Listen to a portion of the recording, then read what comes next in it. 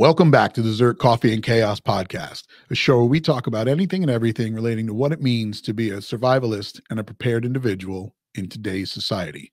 I'm your host, Chris Bartagone, ZP002. Back with me, my co-host, Jamie Franks. Jamie, welcome back to the show. Thank you. At the time of this recording, we just celebrated Independence Day. Any Yesterday, aliens? we celebrate our Independence Day. No aliens came down to try and take over the world. We didn't I'm have in Will San Diego, Smith. so I'm sure there actually were plenty of aliens. Those are the wrong. Those are not the green ones. But also at the time of this recording, it is July 5th, and we have something happening later tonight where a lot of us will be tuned in. Folks, thank you for joining us yet again. We hope that you guys had a great holiday. We hope that everybody is listening to the show with all of their fingers and toes attached and no one experienced any mishaps. You always got to put that out there. Every year we a group of us get together and we put on we've been doing it since COVID, the pandemic, whatever you want to call it. But we drive down into Pennsylvania where we can get the real good stuff, and we put on a show. So we put on a show last night, and it was a pretty good one. And it just sucks that everybody had to go back to work today. Well, some people had to go back to work today, and others did not. But no. So obviously, just to kind of put this all out there, we do these shows, we record whenever we can, whenever we have the time to do it, but we always publish on Thursdays. So if you are listening on the audio side of the podcast, it's always going to come out on Apple Podcast and Spotify on Thursdays, and then we release the video on YouTube a day or so after.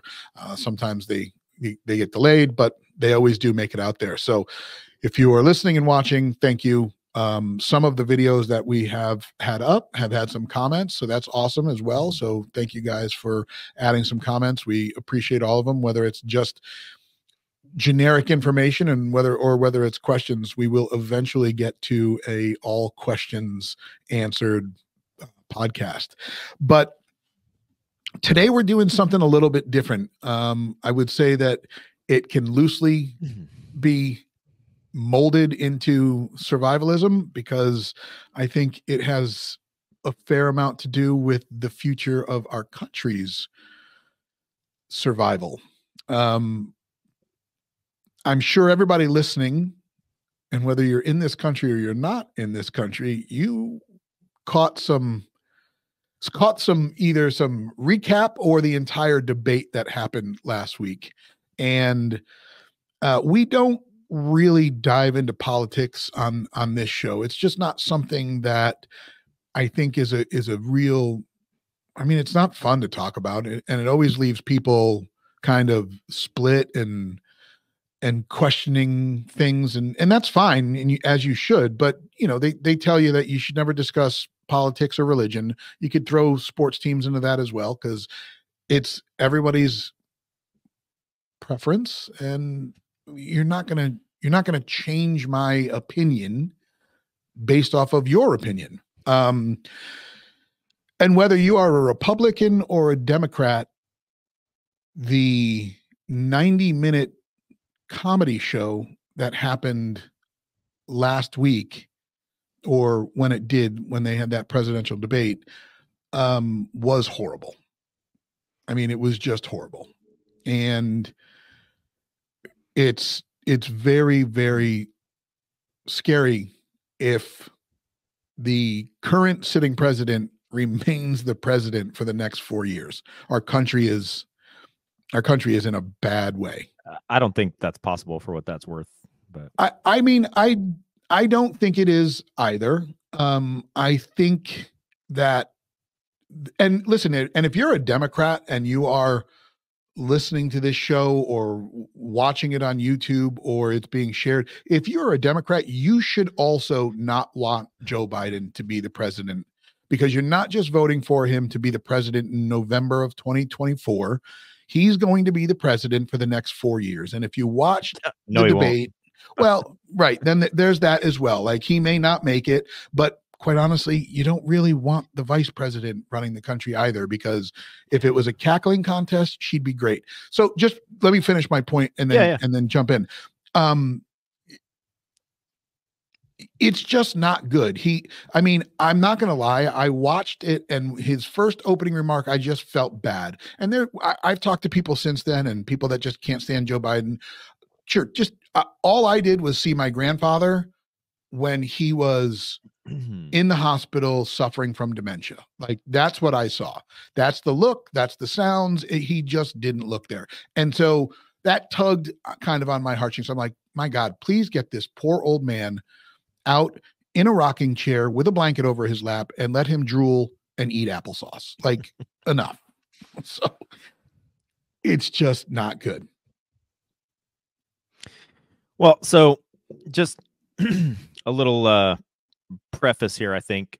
Like, this is not, I swear to God, things come out of my mouth weird sometimes, but like, this is not meant to be a dig, but like, you do have a business to run. And so I know that for you, you have to be conscious of like turning people off, like, or polarizing people or whatever. You know, there's an old saying, and I'm probably gonna mess it up. Like, you know, as soon as if you stand on a stage in front of 1,000 people, as soon as you announce like I'm a Democrat or I'm a Republican, you immediately lose half the audience. And sure, you know, in this time of cancel culture, that's even more amplified, because as soon as you say you prefer this thing or you prefer that thing, not only can you lose half your audience, there could be like some big campaign to silence you and have this podcast taken off, whatever.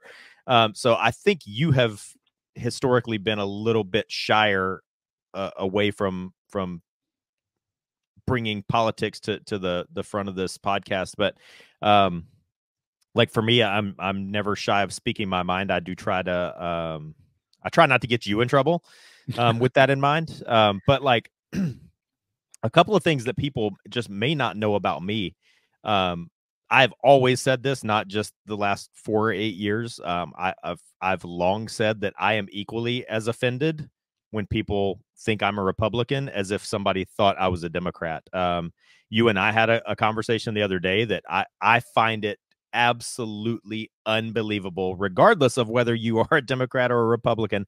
I personally find it unbelievable that out of all the great citizens of this country and all the knowledge and education and patriotism and, you know, living heroes that still walk among us, that, you know, those two turds on the debate stage are the two that we have to vote for. We have to vote for one of the, it's like the South Park episode of the giant douche and the turd sandwich. Like I personally, I mean, yes, obviously there is one of those guys that I would much rather vote for than the other, but I do just idealistically and objectively hate it that we have to vote for one of those two two guys that was on that stage. But yeah, I agree. By the way, I agree. I mean, you know, I think that's very accurate. And here's the spoiler alert. Spoiler alert. I think that if you were to poll 100% of the Republicans, there's probably a majority of them that would choose anybody else. Yeah. Somebody that was polished. Now, listen, hold on. Let me just put this in there, and then you take it back over. Everybody was loving the idea of Trump because he was not a politician, and he was going to drain the swamp, and he was going to not be corruptible and not be. But I would also like somebody that was respected by the Democratic Party, whether they don't want to completely buy into it, they at least listened, where they're just not like, whatever, this guy's a piece of shit. Yeah. And I'm trying to, I want us to kind of stay on a track or a train of thought here and not go off on too many tangents, but you know, I think probably most people that think they know me because they've heard me on this podcast or they've seen me on TV or they, you know, been to one of my classes or whatever. I'm probably surprisingly liberal on some issues. And then you'd probably be able to label me as extremely conservative on certain other issues. Like I've posted this on my social media from time to time. I think it's funny and attention grabbing, but I legitimately mean it. There's this little I think I saw it on a T-shirt a few years ago, and then I stole it. But it says, "I want gay married couples to be able to defend their marijuana plants with machine guns," and like that's really how that's my politics in a nutshell. If anybody's wondering, but one of the other things I've often said for every presidential election in my lifetime, I think probably in both of our lifetimes, we're not that far apart. In every presidential election that I have been like actually aware of and actually understanding, old enough to understand and track, every election, possibly with the exception of maybe Reagan, but I was really too young to actually be able to follow that election or politics. But ever since then, everybody that I know really is not casting their vote in favor of a candidate that they really love and believe in. They're casting their vote against another person. And I can speak for myself. Like when the very first time that Trump ran for election, it was not because I particularly cared at all about Donald Trump. It was that I would rather this cup of coffee be the president than Hillary Clinton. So I literally in that election, I would almost go so far. I would have almost have gone so far as to say, like, I literally would have voted for anybody other than Hillary Clinton. Right. So, well, here's the other thing that I want to kind of just tag right into what you just said. I think what's happening more over now is that people are voting on personality and not policy. Correct. So, and too many people are being single issue voters, which like folks, I think there's a lot of people that fall into that category, and you just can't do that. If they're like, if a candidate aligns with your belief system in 99 other ways, but like doesn't do this one thing. And I mean, I think, and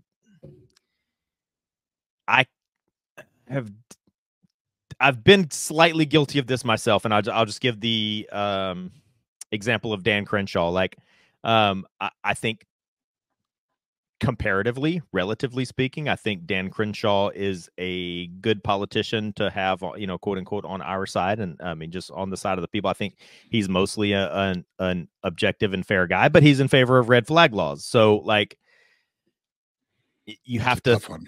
It is, it's tough because you have to, one. You got to, but this is why you can't lock yourself down on a single issue, because you have to think about, if in your mind you just immediately rule this guy out based on that single issue, well, then by default you're shifting your vote over to this other person that maybe aligns with that one thing, but then it is out on the 99 other. So it is. I understand that's a hard little pool of quicksand to get out of. But it is. But because of what the essence of the red flag law is, right? Like if he said, well, yeah, we need more gun control, like we need stricter universal background checks. Okay, whatever. Say those words. But the red flag thing is like, that's Minority Report shit. Like, you're going to do something in the future, we're going to stop you now. Like, no, that's bad. But I get what you're saying. Like, you cannot just be singular focused. That's what. So I'm just trying to be as objectively, intellectually honest as I can, because that's a hard one for me. I want to like Dan Crenshaw for several other reasons, but I'm really, really against that one, So hey, listen, I mean, look at everybody now. Every Second Amendment diehard out there, which we fall into. Under 8 years of Obama, there was zero gun control passed. Under 4 years of Trump, there was one thing passed. Now, it has since been overturned, and there are people out there that say that it was done on purpose. Done on purpose so that it would be overturned on the record. Yeah. Right. And you have to wonder, but you have to wonder, right? And now you also have to wonder. I mean, I remember talking to a friend of mine who said that Trump is one of the smartest men. He's literally playing chess. He's playing moves ahead. for me, if you're the smartest person and you're not on social media making just stupid tweets all the time. That's where he lost me. I was like, dude, just shut up and do the job. Just do the work and just be good at it. And if you do the work and you're good at it and you come out of this thing, your legacy will be the guy who wasn't a politician, who came in, got it done, kept his mouth shut, and just rode off into the sunset as a great president. If you sit there, and again, I'm not a history buff. There's times that I wish I was, but if you go down and you look at the history of our presidents of the United States, how many can you name? And what do you know him for? And if you tell me that Andrew Jackson, you know Andrew Jackson because he's on the $20 bill, well, you should know that he was the only president who actually ever budgeted the budgeted the books, basically. He's the only president that got us out of debts. He's our seventh president. I mean, how much debt were we in? But that's what he's known for. But what is he known for? He's known for what happened with the Indians. So, I mean, policy over personality is probably what we should go back to, right? And now, do we always know what their policy is or will be? Who knows? The next question is their policy actually truthful? I mean, I think we can blanket statement that politicians are all shady. They're all liars. Well, they all have an agenda. This is something like you just said, as we record this is July 5th. So within the next week or two, I'm going to officially be filing my retirement papers to get the ball rolling to retire from the military here soon. Congratulations. Well, but everybody asks me like, oh, what are you going to do next? And I really don't have an answer, and I hate that, and that scares me. But like, I have said many, many times that I think more veterans who actually have more than two brain cells to rub together and that do have a sense of duty and honor and integrity, more people like that need to run for office. And I think like, maybe I need to put my money where my mouth is and like maybe, start on a local level or something and run for city council or something like that when I get out, because like I live here in a deep blue state. I live in a red section of a deep blue state, but still we have a lot of local level politicians here that are trash. And if you want to dip a toe into politics, like I obviously do not have the money, nor do I know anybody that has the money to fund a campaign. If I wanted to run for something big, there's, like you and I say this all the time. You have to accept reality on reality's terms. Like, anybody can grow up to be president and blah, blah, blah, blah, blah, all that, that you're told when you're 6, but really you do have to have money, which, I don't, because, refer back to 1 minute ago when I said I'm in the military, but, so the thing where like, all politics are liars and all politicians have been bought and paid for and stuff, like, I would really hope that that's not the case. And I would really hope that more people step forward to start to change that. Because going back to what you were saying, about our founding fathers and Andrew Jackson and whatever, being a politician was like, like John Adams was a lawyer, George Washington was a general. Like these people had other jobs and other professions and other professions other than being a politician. But back then, politician was not a career path. It was a civic duty. I guess this is an extreme example or whatever, but like akin to being a volunteer fireman, like you still have your other job, but then you do this thing when called upon and when needed. But going back to the presidential debate, like I said, I've always said that I would be equally as offended if somebody labeled me as a Republican, as a Democrat. I think a problem in this country, and I've said this a lot of times too, and like I use my parents' generation as an example. I think there are a ton of voters in this country that are of like my parents' age, that are in their 60s and 70s, and 40 years ago, 50 years ago, declared a major, so to speak. Like they my mom, maybe she loved John F. Kennedy in 1960 and decided, I shall be a Democrat, and for her entire life has just voted for whatever is the Democratic candidate, because 50 years ago she just decided to declare a major and decided that she shall be a Democrat because she liked this guy back then. And Right. a lot of, again, a lot of voters of that generation, I don't think they have realized, and I'm not saying they're dumb or anything and they're incapable of understanding, but I do think there is a generational gap. The Democratic Party of 1960 is not by No. any stretch of the imagination what the Democratic Party No. is of 2024. And this sounds funny, but I swear it's the truth, because I've had people say this. I've heard people literally say this. People of that generation that grew up watching Walter Cronkite, they believe that you are not allowed to say anything on television that's not true, because if you went on television, if you were a newscaster or a news anchor or a reporter or a journalist, and you said something that was not true or printed something in the newspaper that was not true, you would get in trouble. Therefore, everything that is said on the television and everything that's printed in the newspaper must be the truth, because these people would get in trouble if it wasn't. So, Right. like, people of my parents' generation literally believe that. And maybe there was a time when that was true, but that's not true anymore. Right. And this is something that you and I talked about before the mics went hot, and you can circle back around to this after I'm finished. But my assessment on the debate in general was, nobody should have been surprised at anything that happened or anything that was said. I think every single thing that happened and every single thing that was said in the debate was completely predictable, because anybody that has been paying attention for the last 4 years has seen a mental and physiological decline in the faculties of Joe Biden. The news media has tried to cover it up. They've tried to say it's this and it's that, and he had a cold and he's been on travel and he was blah, blah, blah.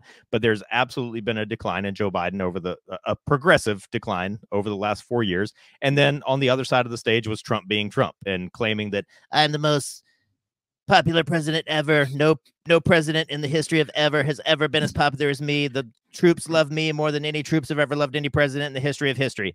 And so Trump says those kinds of things because Trump says those kinds of things, and Right. Joe Biden was he was a doddering old man because because that's what he is.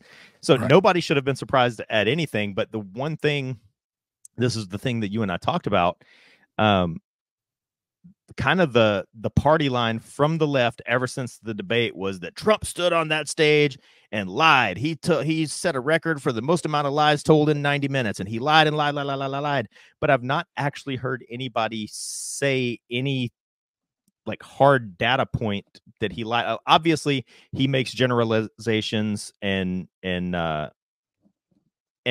makes like these extreme comparisons and talks in these extremes that are just him exaggerating. But Right. I've not heard anybody say any actual hard data point that they said that he lied on. Well, And and just let me just jump in there yeah, for go a ahead. second, because I think that's just in general, right? Like, I mean, they'll sit there and they'll say, well, he's a racist. And my question right back is, okay, what Right. makes him a racist? Tell me, I mean, quantify or no, qualify that statement. Quantify as accurate as well. Yeah. Like, Yeah. I mean, they had Ben Carson on The View, and Whoopi Goldberg was like, Trump, and like she made this face like this. Ben Carson, how can you defend Trump? He is a racist. And like she almost swallowed the microphone as Jesus. saying the R word into the microphone but again, I think that's the point you're trying to make, is that's one of those flags that just gets thrown out there, but nobody can ever actually point to thing that makes it true. It's just, it's one of those things that there's a literary term for it, and I can't think of it. It's one of those things that like like conventional wisdom. If you just repeat this thing enough times, it just becomes accepted as truth. And then if you can just say it enough times to make it where it becomes accepted as truth, then you don't have to defend it anymore. And I think that's where that is. But and this is where, so the whole thing with anybody who wants to talk about gun control, and anybody in our community and kind of leaning on our side when it comes to the talk of gun control, they're always like, well, let's have a conversation, right? They always want to have a conversation about, what is it that you think? And I think we try and do that as much as we can, especially when it comes to gun control. And anybody who thinks that we need more of it, we can very, very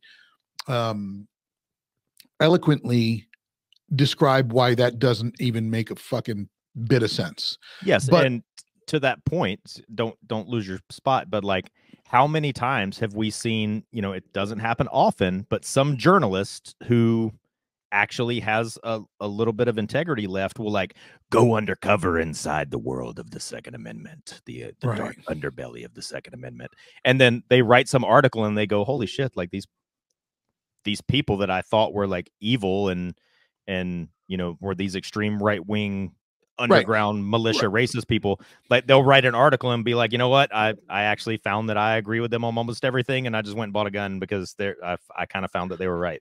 Again, when anybody says universal background check, I'm like, well, what does that mean? They can't give you the answer. I don't know.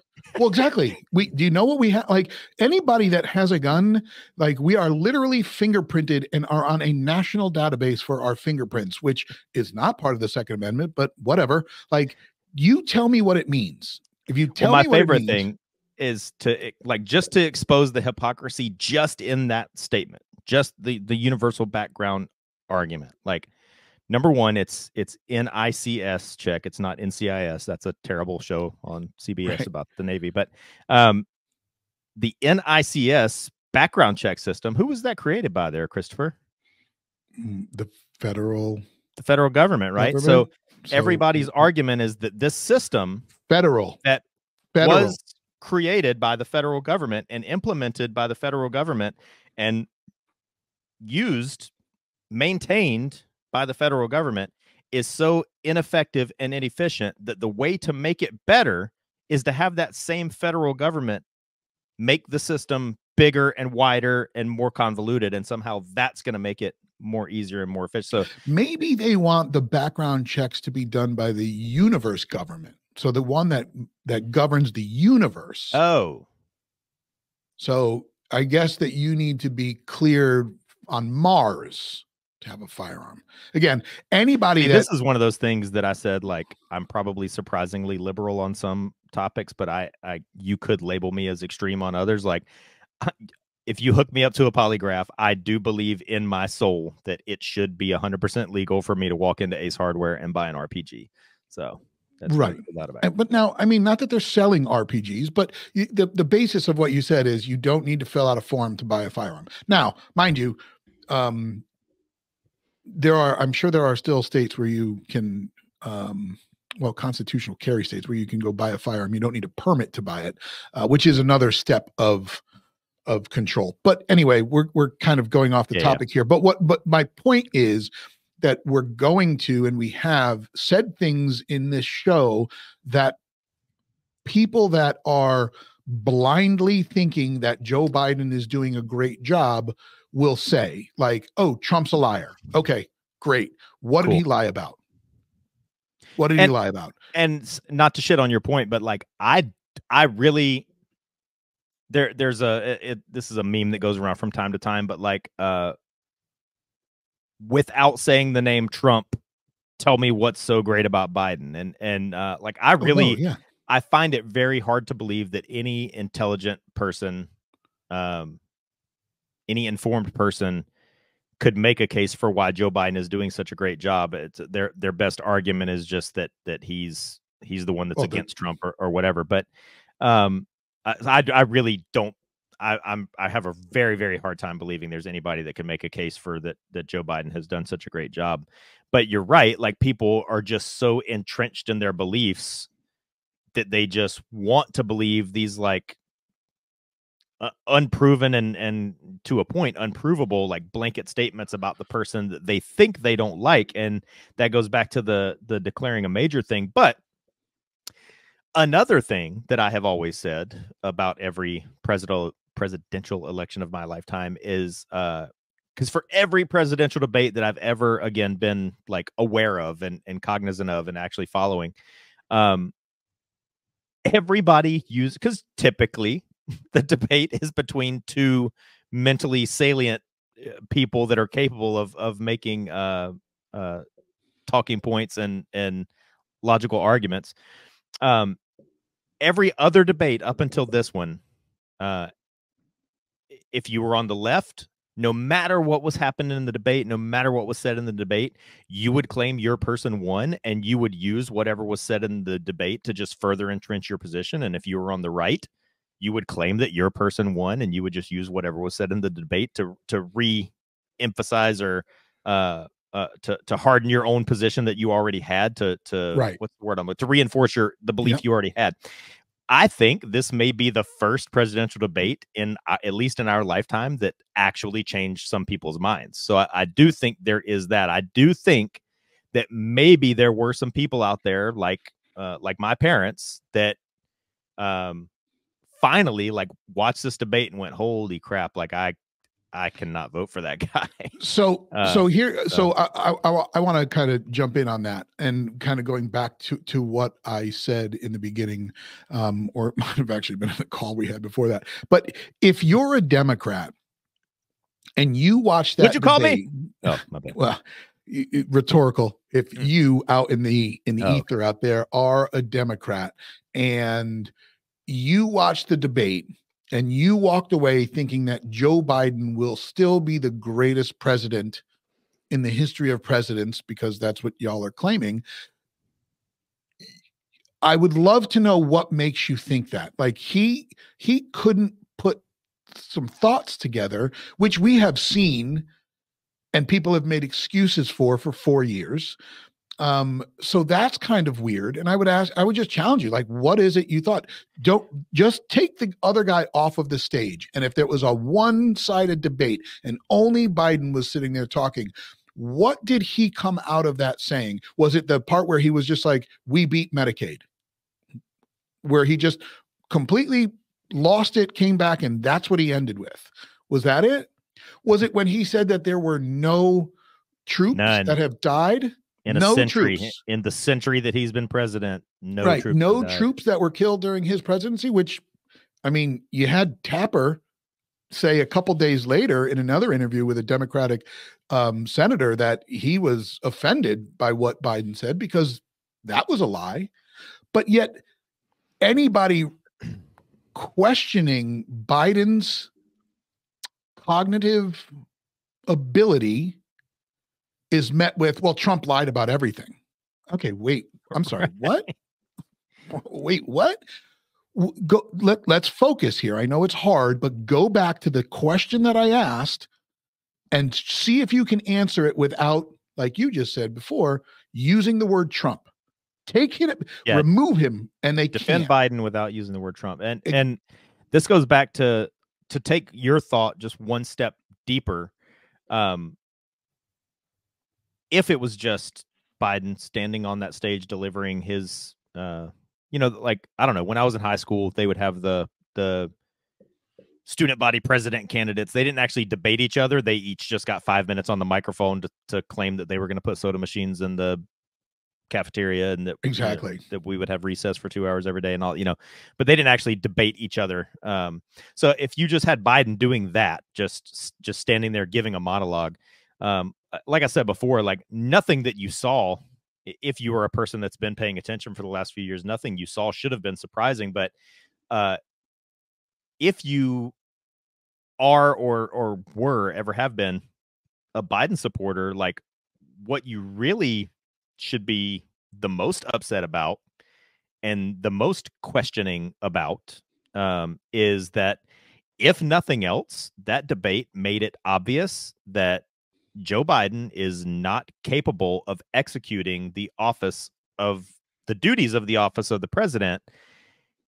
That man that was standing on that stage that night is not capable of doing the job of the president. So somebody has been calling the shots for the last 4 years, and we can speculate on who we think it is or whatever, but that's not the point. The point is we meaning the population, we the people of the United States of America, 4 years ago, this guy was elected, and he is not the guy that's the president right now. So somebody that we didn't elect is the person making the shots, because the person we saw on stage the other night is not capable. And just to tag in on that, and they've been telling you, let me rephrase that. They've been lying to you, telling you that he's okay. He's all there. I'm sorry. He didn't wake up the morning of the debate with that condition. That wasn't because he was in Europe 12 days before the debate dealing with time change and then had a cold, because that's what they're lying to you about now. They're telling you, well, he had a bad night and a cold. What does that mean? He had a bad night. Was his split pea soup cold and it bothered him? What does that mean? He had a bad night. But that's the kind of crap that they're going to throw out there, just misdirection and aloofness of a human being's condition that we were all witness to. Now, you've got every conspiracy person out there saying, well, that was a setup. They set him up to do that because they're going to replace him on the last minute. And Michelle Obama is going to be the next person. And, and then maybe Hillary's going to come back, and, Gavin Newsom. Listen, it's just cannon fodder. They're just throwing shit out there for you to kind of latch on to talk about at your next fondue party. Do it, talk about it, but do not dismiss what you saw and what that means. And again, I heard a saying this past week, and I loved it so much because it applies to so many other facets of life, but it absolutely applies to this presidential situation with the news media and everything. But I mean, it can even apply to your personal relationship with your spouse or your significant other or people that you work with or whatever. But the saying was, if a person is wrong and then just admits that they were wrong, that's okay. Like you can be forgiven and we can just move on because people are wrong. I was wrong once before, and it was the time that I thought I may have been mistaken. But people are wrong, and if you're just wrong and you admit it and you move on. But if you were lying, you can't just admit that you were wrong, because if you admit that you were wrong, then you are also admitting to being a liar. Right. So that's to me, when I heard that, like, I thought that was so perfect, because that's exactly what the news media has been doing on COVID, on the president, on the election. Like, I mean, people that are still continuing to say that January 6th was an armed insurrection, that there were absolutely no arms at, and the only person that was killed was shot in the neck by a cop. But anyway, didn't want to go down that rabbit hole. But the same people that have been proven to be wrong over and over and over and over again, that, like, there is proof that what you said is not the truth, but they still won't back off of it because they're lying to us. It's not because we were wrong. It's that we were lying the whole time. We knew that we were lying the whole time. So now if we admit to being wrong and say sorry, well, then we're also admitting to being liars. So I thought that was a very profound statement. And I even put it on my Facebook this week. But I like it. So if you're a Democrat and you are voting for Biden in November, bless your heart. Also, understand that it's 4 years. His presidency isn't for 4 hours after that. It's for 4 years. So you are leaving the country in a vulnerable state for 4 years later. Whether he makes it those 4 years or not, you still are doing that. If you're a Democrat, you should be equally as upset that he is the candidate that is going up against Trump in November. Um, I mean, if that's the case, then, it's probably going to look like Trump is 45 and 47, but you just be smart about it. Okay, we're going to take the names out. And I want you to ask this question to yourself internally. And then I want you to ask this question to all of your friends, whether you have just Republican friends, Democrat friends. Was your life better? Or not even was it better? How was your life from 2016 to 2020? And then how was your life from 2020 to 24? You can take the front of COVID out and the back of COVID out. Take that out, because that's on both sides of those 8 years. Were you Can I happy take out with the vaccine that the federal government forced me to get, or be Yep. kicked out of the military after Right. 24 Yeah. years? I mean, you can look at those periods of time all on its own. We can do a whole nother podcast about the bullshit that happened through the pandemic. But in January of 2020 or December of 2019, when you went to the gas station and you had $100 bill, did you get more gas or less gas than you do now? Simple mathematics. There is no way around that. And if you answer now and somehow throw the word Trump in it, shut up, go back to the beginning, do not collect $200, whatever that monopoly thing is. I mean, it's really simple. You have 4 years versus 4 years of your life. Well, you know how, go ahead. Sorry. No, go ahead. I was just going to say, which was a better time? Yeah. It's one of those, unfortunately, it often is grounded in some truth, but like all those stories about like the Southern Baptist preachers that are, the ones that are the most vocal against like homosexuality and stuff, like they're also the guys that get busted in the truck stop at the glory hole and stuff like that. Yeah. But one point that you just hit on that's very important, you said take the names out of it and just objectively ask, were you better off then or now? But another point to bring up is that, as far as I know, I am a pretty I am a bit of a history buff, but I do think that this is, number one, the most overused word of 2024 is unprecedented. I'm so sick of hearing that word every 5 minutes, that everything's unprecedented. But I do think this is the first time that we've had a presidential election where you can truly have a true apples to apples comparison, because both of these men have been the president of the United States for 4 years. Yep. You can't say, well, if I'm elected, I'm going to do this and this and this and this and this. Well, if you give me a chance, I'll do blah, blah, blah. Both of you have had a chance. Both of you had 4 years. And this also kind of ties into what I've been saying about the media is culpable for lying. They're like, well, if Trump gets into office, he's going to throw his political enemies in jail, and he's going to become a dictator, and he's going to reenact slavery, and but he was the president before, and he didn't do any of those things. Exactly. So I'm gonna throw this in here because it goes exactly to that. I heard a former police officer who is a Democratic either candidate or whatnot said that last name Dunn, I can't think of his first name, made a quote: they need to do everything they can to keep Trump out of the White House because he is the single greatest threat to democracy. The single greatest threat to democracy. Was our democracy threatened from 16 to 20? Because he was president. Was it?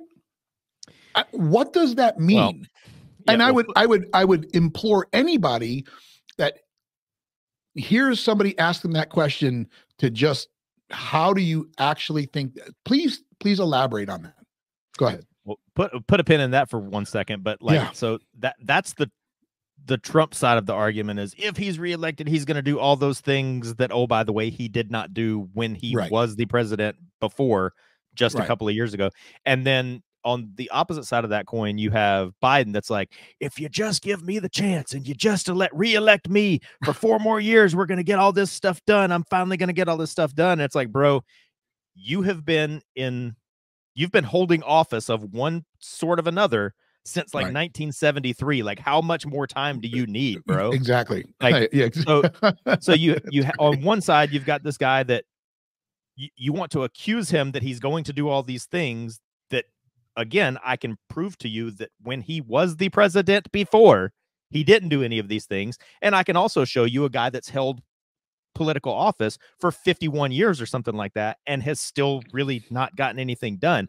Right. So, but the part where that you just said about the greatest threat to democracy, something that really got my attention the other night after that debate is that, we're not the only ones that saw that debate. Every other world leader of every other country in every other region of the world saw the exact same thing that we saw. Oh, yeah. And it's now July, August, September, October, November, December, January. So, assuming someone else wins the election, they won't be inaugurated until January. So that's 6.5 months away. So if you have to think, seeing what we saw on that stage the other night, and the gross incompetency that's at the very top of our executive branch of federal government and the commander in chief of our armed forces, if I was Iran and was thinking about getting involved in the fray in Israel and making a move with Hezbollah on the northern border of Lebanon and Israel, I would want to do that in the next 6 months. And if I was Vladimir Putin thinking about making one last big, huge push into Ukraine, well, I might want to do that here in the next 6 months. And if I was China that wanted to make a move on Taiwan, well, I might want to do that here in the next 6 months. And if I was a terror group that wanted to do a terrorist attack in the United States and wanted to come across the border, the wide open border, to make that happen, well, I might want to do that within the next 6 months. So I do think that there is some other type of fallout from that debate that could be very dangerous for us within the next 6 months. And I hate to be Chicken Little telling that the sky is falling, but I mean, that just can't be ignored. No, but what you said is not, I mean, yeah, it's kind of that, but also what it is it is a clear message that it is imperative that you get out there and vote and get involved. And don't just say, oh, you know what, it's going to be a landslide, or, oh, it doesn't matter, or, oh, my vote doesn't matter. 100% your vote matters. 100% get out there and vote. Whether you vote Democrat, whether you vote Republican, do it. What we definitely don't need is another mess of an election. By the end of the night, we should have a clear winner. And a phone call should be made. Congratulations, you've won. And we need to start fixing what's broken in this country. The country cannot take another 4 years of this. It is bad, and it's only going to get worse. Don't vote personality. Vote policy. Like, what are their policies? Do they have the, and this is they in this is any candidate coming up in the future, whatever, do they have this country's best interest in mind? Or do they just not give a shit? Now, I mean, do you think they're going to tell you? No. Why? Because they all lie. But I mean, there was a very clear slogan by the former, "Make America Great Again." The following was "Build Back Better." Who are we building? Who's back and who's better? I got one. Because we're not. What's that? Maybe afford groceries again. Right. Yeah. Well, there you go. MAGA. But so I'll jump in there. I'd have to find it if anybody was interested, but I think it was from the Wall Street Journal. It was an article that I read recently. And when you're talking about, fixing the election system and all that stuff, like I think this is the biggest problem in our election system. And it's us. According to that article I read, it said that only 9% of registered voters, so 9 out of 100 registered voters, actually follow what's happening in politics on a day-to-day basis. That means Okay. 91 out of 100 do not. That Right. like some of the stuff that we're probably talking about right here, 91 out of 100 people aren't even going to understand the references that we're making, because I think to people like you and I, because we pay such close attention to politics on a regular basis, this stuff is more of a no-brainer. It's more obvious Right. to us because we actually follow it. But according to that article, it said 9% of registered voters are politically active, like on a daily basis, no matter if it's an election year or not. And then Right. it said that 37% of registered voters do not decide who they're going to vote for until they're standing in the voting booth or standing over their ballot that they're filling out. Like 37% like walking into the maybe it's not a literal voting booth, but until the moment when you are casting your vote, 37% of people make their decision at that moment. And and then that goes back to what we were talking about before. Like, if you're one of those people that just declared a major 20 years ago, you're just going to vote for the guy that has a D beside his name or an R beside his name. So Right. we really need to fix that. Like, people need to get more educated. This is something I try to put out at my work. I'm with the sailors that work for me. Like, I don't care if you're a Democrat or a Republican, just make an informed decision based Right. on something. Don't just believe these blanket statements that this person's a racist and that person's a dictator. Like do your homework, figure out for yourself.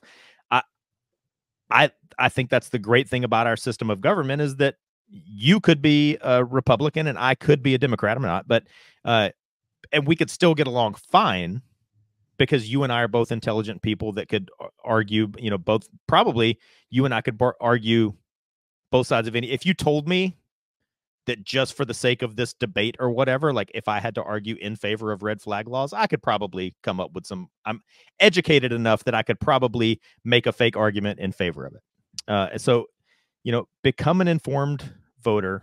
I hate it when people say, well, I hate to get political. Like, it's okay to be political, because Right. that means that you're an informed person that's paying attention. Being political or turning the conversation towards something political, you don't have to fight about it, but it also, in my opinion, shouldn't be avoided. And I kind of make a joke out of this at work. I said, this is the politics test to see if you like politics or not. When you go to the bathroom and you take a shit and you flush the toilet, do you like it when the shit goes down the drain? And Right. that massive dump that you just took is now disappeared from your life. If you enjoy that, if you enjoy being able to flush the toilet and erase the shit out of your life, then you do like politics, because politics is what made that happen.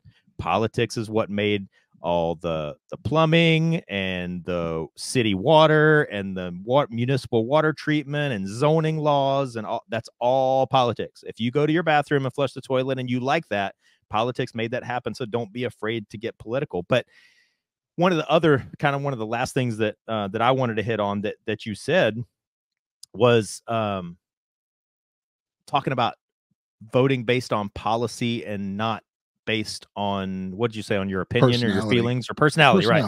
So the other thing, though, that does tie into that is, like, on the surface, you could accuse me of voting based on personality, but when you dig beneath the surface, it's really not. If you pay attention to what's going on and you pay attention to people's track records, that's why it's important to look back 20 years, because Joe Biden has been in office for 51 years. Look back and see what he said and what he was doing and which direction he voted on a specific issue 20 years ago. And then you'll know if he's full of shit now or not.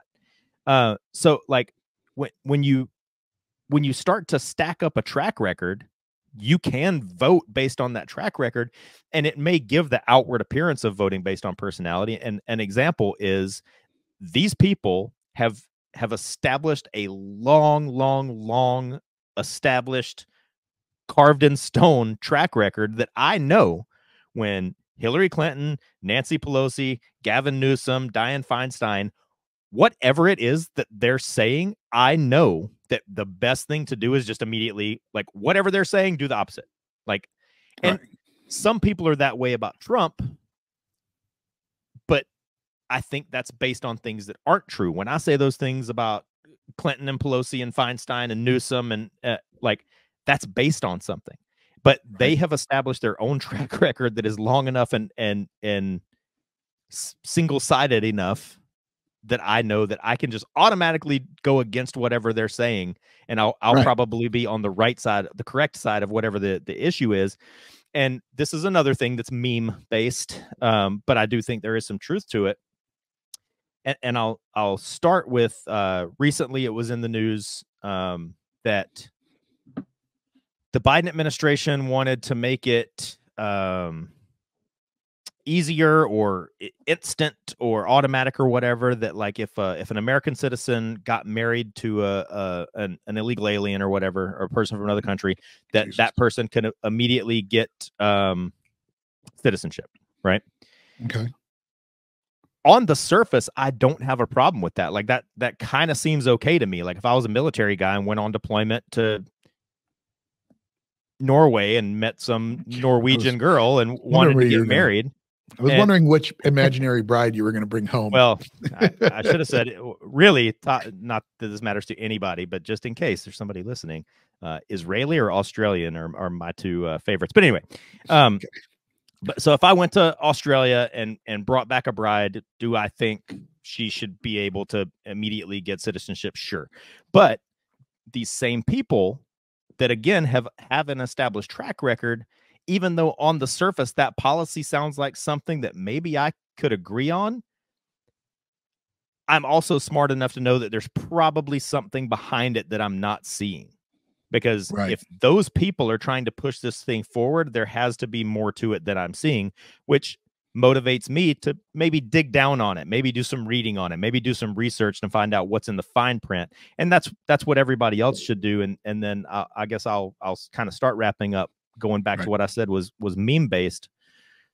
I don't actually know if this was a quote by Donald Trump. It has been, I've seen it in several memes as a quote attributed to Donald Trump, but I actually don't know if this was an actual quote. But the meme, and possibly Donald Trump, said, they're not actually trying to get to me.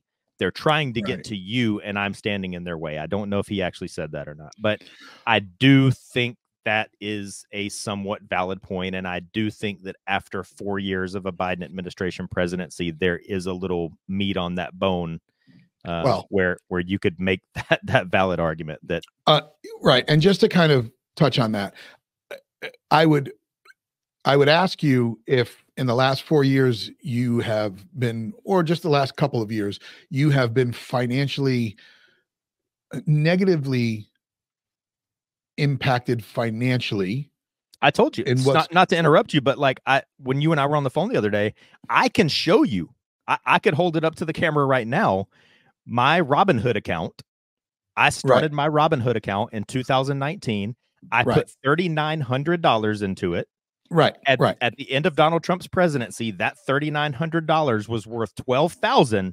And now in 2024, that $3,900 is worth $3,900. Exactly. So all of you out there, the same question goes to you. Right. And then the follow-up question to that, or the add-on question to that, is, do you think that Nancy Pelosi's account has been negatively affected in the last 2 years? How about Hunter Biden's? How about AOC's? I mean, their salary is what, $200,000, but yet somehow AOC after 4 years is worth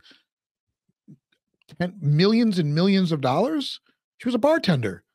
I mean, she had this is it. Somehow she's worth that much money. What has she got, a Nike endorsement that we don't know about? Like, what the fuck is going on here? So that's just blanket, because spoiler alert, there's probably Republicans that have the same kind of bank accounts. Yeah. That are also not impacted. So it goes to your point. They're not really like, we're the ones affected here. You know, folks, as we wrap up our time here, I like to wrap it up whether we're done talking about something or whether we're not, because quite frankly, everyone's got more things to do than sit here and listen to us yammer on about what we like and don't like when it comes to the political arena that we are all in. But these episodes are just meant to sit there and make you think, make you question, ask some of these questions. When somebody tells you that the candidate that you're voting for is a liar, say, okay, what did he lie about? Whether it's Democratic or Republican, what did they lie about? Please tell me. And then if they use the other person's name to try and answer the question, they just don't know. It's not an answer. They just don't know. And that's fine. And you can simply respond, listen, it's okay if you don't know. Just admit you don't know and we'll Google it together. But to just sit there and be like, well, the other person wore green shoes. Okay, great. That does have nothing to do with it. The future of our country is at stake. The respect of our country is at stake. Back to your point, Jamie. Everyone around the world watched the debate last Thursday and they saw the two old fucks that are up on and they're like, what the hell's going on over in America? One guy can't finish a sentence. He's cats. And the other guy is just like, I'm the greatest president in the world. Everybody. Okay. Just stop. Both of you morons. Like, Depends and Walkers are in your future. I mean, the leader of the free world and the former leader of the free world are literally arguing about handicaps, golf handicaps. Are we talking about this on a political presidential debate stage? Please, for the love of God, find better candidates in the future. All of us, all of you, me included, get out there and get involved. This go around, next go around, get involved, get your kids involved, get them off of maybe put the phone down, and please, for the love of God, make sure your kids aren't getting information from TikTok, Instagram, there's more accurate media outlets out there. But it's so very important that people get somewhat involved, somewhat informed, and make the right decision every 4 years when it comes to the future of our country, because we are not doing any justice for the youth of today. They are not inheriting a good space. So that's all that I got, because if I don't stop there, we'll just keep going and I'll get labeled. I don't know what I'll get labeled, but I am rocking the ZERT Death Bloody Party shirt. So I like to have fun. It says I like to have fun, but yet I'm cool. I'm Chris and I like to party. I'm Danny and I also like to party. Perfect. Folks, as always, thank you for spending your time with us. We are heading into a weekend. So if you are heading out there by the time this airs, please be safe out there. Please find some time to comment on this episode, because I would love to hear it. And this will be something we probably touch on another time or two before November. So as always, you guys stay safe. Jamie? It's easy to be hard. It's hard to be smart. The smart thing to do in this situation is to become a more informed voter. I will tell you, I am not a fan particularly of either one of those men that were standing on that debate stage. I think it's hard to argue that one of them is a better choice than the other, but I'm not a sports guy, and there's a famous sportscaster, and I cannot think of his name, but one of his little taglines is that Father Time is undefeated. And I mean, both of those dudes are in their 80s, and Father Time is undefeated. So Father Time is coming for them both. It right. Obviously is coming for one of them a little sooner than the other, but that shouldn't be